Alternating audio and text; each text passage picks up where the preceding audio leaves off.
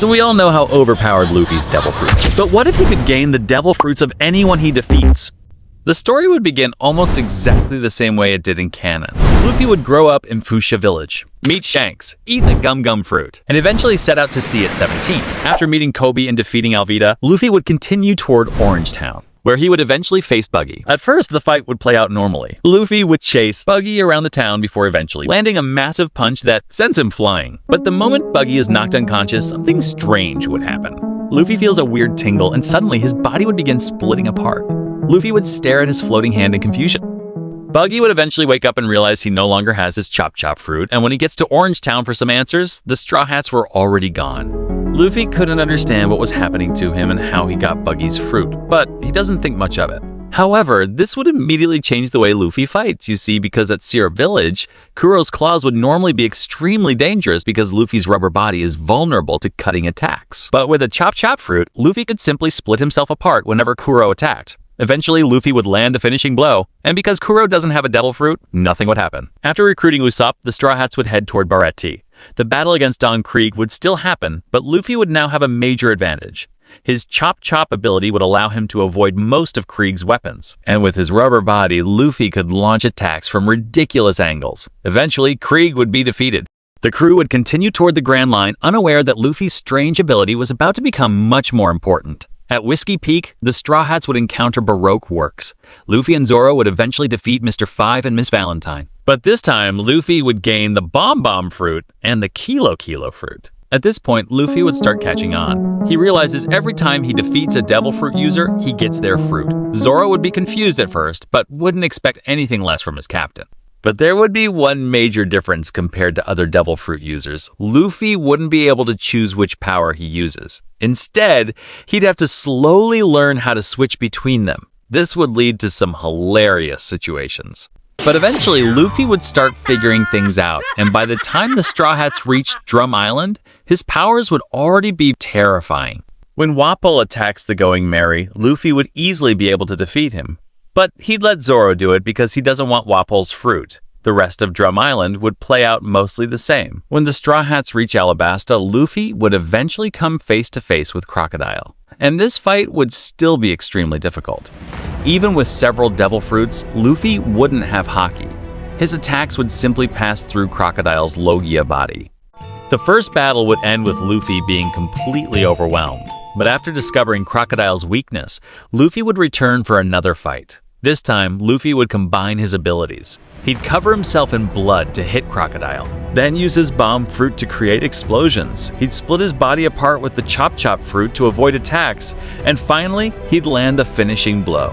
Crocodile would fall, and Luffy would feel another power enter his body. The Sand fruit. This would be the first time Luffy obtained a Logia, and it would completely change his fighting style. Luffy could now turn into sand, create sandstorms, use his rubber body for close combat, and combine sand with explosions. The people of Alabasta would celebrate their victory. Robin would eventually join the crew, and the Straw Hats would continue toward Jaya.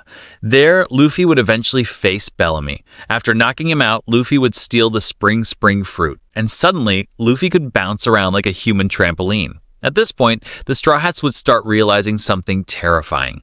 Luffy wasn't simply getting stronger. Every devil fruit user he defeated permanently lost their fruit. The crew would then head to Skypiea, and this is where Luffy would gain one of the strongest abilities in his arsenal, Enel. Luffy's rubber body would already make him immune to Enel's lightning, but after finally defeating him, Luffy would gain the Rumble fruit. The power of lightning would now belong to him. And this would be absolutely insane. Luffy could combine lightning with his rubber body. He could use electricity to increase his speed. He could launch lightning-powered punches. And he could even combine lightning with his Bomb fruit. The Straw Hats would now have one of the most terrifying captains on the Grand Line. After leaving Skypiea, the crew would eventually encounter Foxy. The Davy back fight would be almost completely one-sided. With his growing collection of abilities, Luffy would easily defeat Foxy. And once again, the strange sensation would happen. Luffy would steal the slow fruit. Now he could slow down his enemies before hitting them with lightning-powered attacks. But despite all these new powers, Luffy would soon encounter someone he couldn't defeat, Aokiji. When the Admiral appeared, the Straw Hats would throw everything they had at him. But it wouldn't matter.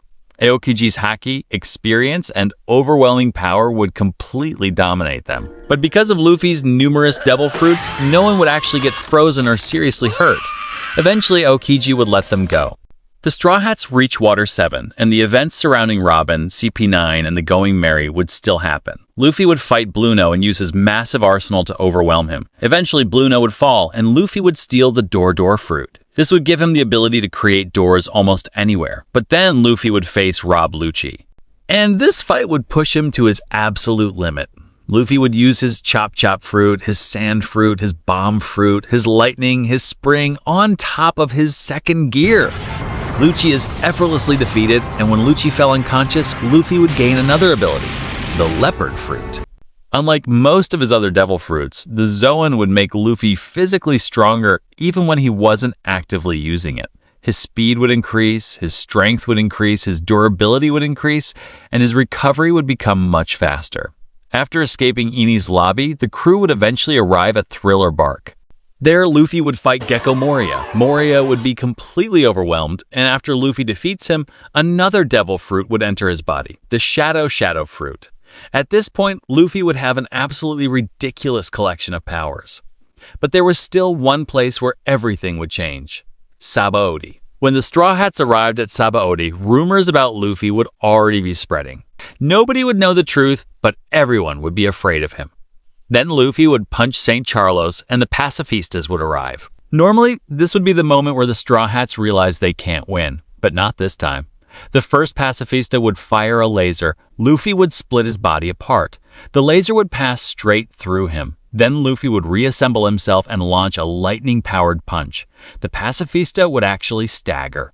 The battle would be brutal. The pacifista would continue firing laser after laser.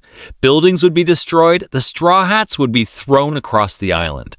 But eventually, Luffy would activate second gear combined with his Leopard fruit and Lightning fruit and launch a Lightning Jet Jaguar pistol. The pacifista would finally collapse, and the Straw Hats had actually defeated one of the pacifistas, but then another pacifista would arrive, and then another. The crew would realize that they couldn't keep fighting forever. Just when everything seemed hopeless, Kuma would appear. The Straw Hats would recognize him immediately. Kuma would begin attacking, but this time Luffy wouldn't simply allow himself to be defeated. He would challenge Kuma directly. Kuma would repel Luffy's attacks. Luffy would teleport around using the Door fruit. He'd use lightning, sand, explosions, everything. But Kuma would keep getting back up. The battle would become a complete war of attrition. Eventually, Luffy would use every ability he has at once. He'd activate Gear 3rd, transform using his Leopard fruit, cover his body in sand, charge his attacks with lightning on top of his second gear, and then detonate his entire fist with his Bomb and Sand fruit, creating a nuclear explosion. For a moment, everything would be silent. Then the familiar tingling sensation would hit Luffy and he'd realize he obtained the Pawpaw fruit. And unlike every other devil fruit he'd gained, this one would give him something incredibly important: a way to save his crew. He would look around, realizing they couldn't fight another battle. So Luffy would place his hands against the ground and a massive shockwave would spread across the island. And suddenly, the entire Straw Hat crew would disappear. The Marines would be left staring at an empty battlefield. The Straw Hats had escaped Sabaody, but this time without the reality check they got in the canon timeline that pushed them to train for 2 years. The crew would suddenly reappear on a completely unknown island close to Sabaody. However, they wouldn't have time to rest for long. News would hit the papers like a tidal wave: Ace has been captured.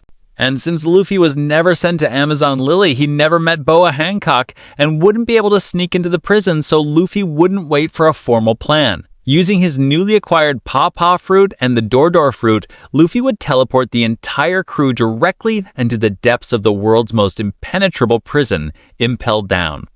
The entire Straw Hat crew would charge through the levels of the prison side by side, fighting wave after wave of guards. Eventually, they would come face to face with the prison's warden, Magellan. Magellan's poison would be a lethal nightmare, but this time, Luffy would use his massive arsenal of devil fruit abilities by splitting apart with Buggy's fruit, blasting poison away with the Bomb fruit, and using lightning to bypass the deadly fluids. Pushing past his limits with Gear 3rd, Luffy would land a massive, devastating blow that would finally shatter Magellan's defenses and knock the warden unconscious, and obtaining the Venom fruit.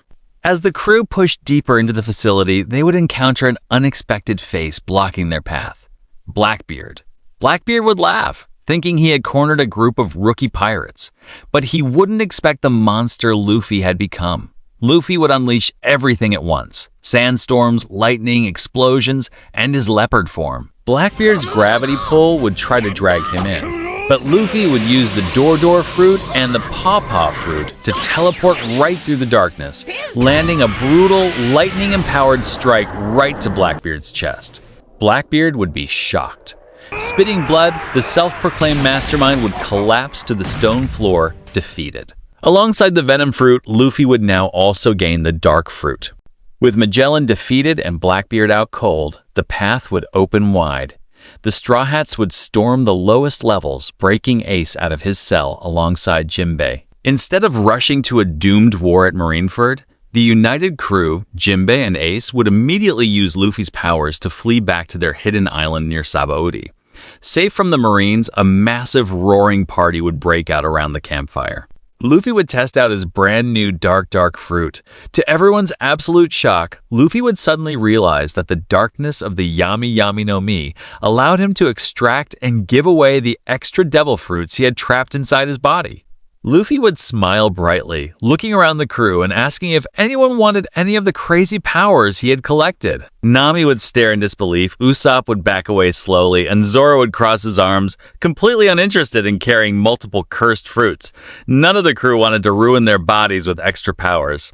Ace would step forward with a solemn expression. He wouldn't want the powers for combat. Instead, he would look at Luffy and ask for the dark fruit itself. He wanted to take the very power that belonged to Blackbeard and bring it to the grave of Thatch, the fallen commander of the Whitebeard pirates, whom Blackbeard had betrayed and murdered. Luffy would be a bit saddened, realizing he would lose the incredible black hole ability and the power to share fruits forever. But looking into his brother's eyes, Luffy would understand. With a warm grin, Luffy would use the darkness to extract the dark fruit and hand it over to Ace. Afterwards, the Straw Hats would continue their journey and enter the New World. Because they didn't get separated, there would be no 2-year time skip. Luffy and the crew would mistakenly believe they were strong enough because they had beaten Kuma and survived Sabaody together. Without Rayleigh giving them a rigorous 2-year boot camp, they would dive straight into the New World, capped at Gear 3rd and Zero Advanced Haki training. And after speeding through Fishman Island, since Whitebeard is still alive and the island isn't under attack, they would arrive easily at Dressrosa. If you're wondering about Punk Hazard, it all goes the same as in canon. Even though Luffy doesn't have Haki, he's still incredibly strong, and with the help of Law, he easily clears that arc. But this is where the story gets interesting. You see, Doflamingo would prove to be an absolute nightmare. Even with a mountain of stolen devil fruits, Luffy alone couldn't crack Doflamingo's superior awakening, combat experience, and vicious application of strings. The battle would be agonizingly hard, pushing Luffy to his absolute physical limit. Doflamingo would slice right through Luffy's defenses, nearly executing him. It wouldn't be a solo victory. It would take a desperate, coordinated, all-out combination attack from Luffy, Zoro, and Sanji, striking all at once to finally shatter Doflamingo's defenses and put him down for good. Luffy would claim the string fruit, but the crew would be battered to their core. From there, the Straw Hats would head towards Zou, triggering the events of Whole Cake Island to rescue Sanji. But this time, without a time skip and lacking advanced training, the brutality of a Yonko's territory would catch up to them instantly. When Luffy stepped into the mirror dimension to face Katakuri, the fight would be brutally one-sided. Even with dozens of bizarre devil fruit powers, Luffy maxed out at Gear 3rd would be completely outclassed by Katakuri's superior speed, awakened Mochi, and flawless future sight. Even when combining all his attacks with the Venom fruit, nothing would actually land. Eventually, Luffy would try to combine his Kilo fruit with his 3rd gear, but that wouldn't work. As the battle goes on, he realizes Katakuri is predicting his attacks, but because he never did the time skip, he'd be too slow to do anything, and since he doesn't have Haki, he would have no answer to Katakuri's attacks. Katakuri would easily beat down Luffy, but Luffy eventually turns into his leopard form and stacks it with second gear and launches one final desperate attack, a Gum Jet Sonic Leopard Gatling, but thanks to Katakuri's observation haki, he'd easily dodge every single attack, completely dominating the fight, and in the end, Luffy would actually lose the fight. As Luffy collapsed, bruised, and completely exhausted, Katakuri would defeat him, and the Big Mom pirates would capture him, sealing his body away inside the impenetrable book prison of Mont d'Or. With their captain captured, the rest of the Straw Hats would find themselves hunted across Whole Cake Island, imprisoned, stripped of their weapons, and locked deep within the territories of Tato Land, and Luffy would never achieve his ultimate dream of becoming the king of the pirates.